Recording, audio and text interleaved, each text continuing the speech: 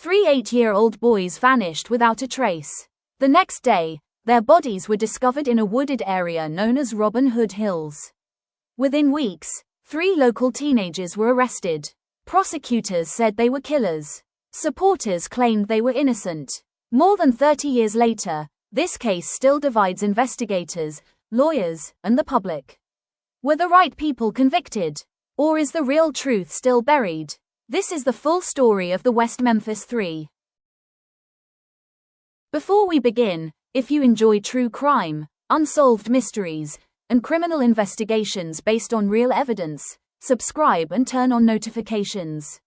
Every week, we explore the facts behind history's most controversial cases. On May 5, 1993, 3 8-year-old boys, Steve Branch, Michael Moore, and Christopher Byers, went out to ride their bicycles in West Memphis, Arkansas. When they failed to return home, their families became alarmed. Volunteers and police searched through the evening.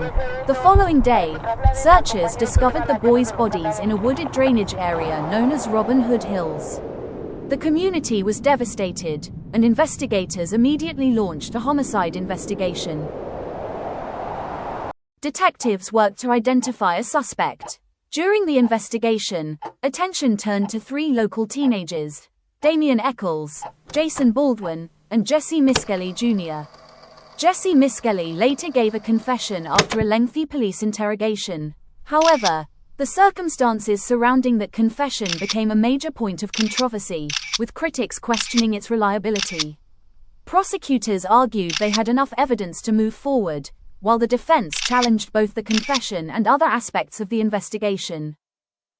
In 1994, the cases went to trial. Prosecutors argued that the 3 teenagers committed the murders.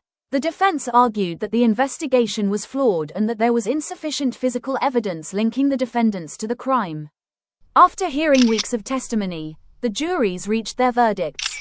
Damien Echols was sentenced to death. Jason Baldwin received life imprisonment.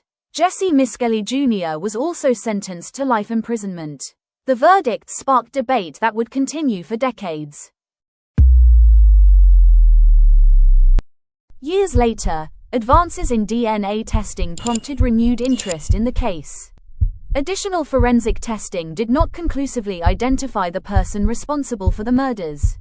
Supporters of the West Memphis Three argued that the new findings weakened confidence in the original convictions. Others believed the convictions remained justified. The debate intensified as documentaries, books, and legal appeals brought national attention to the case.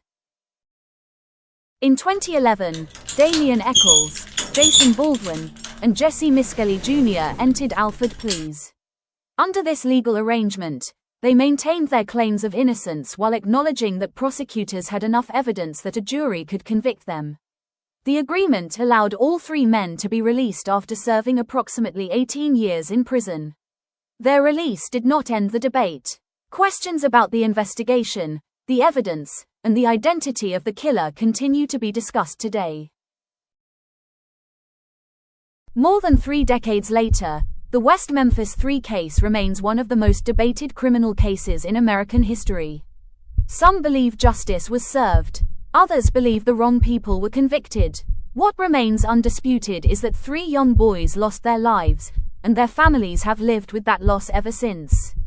The search for complete answers continues.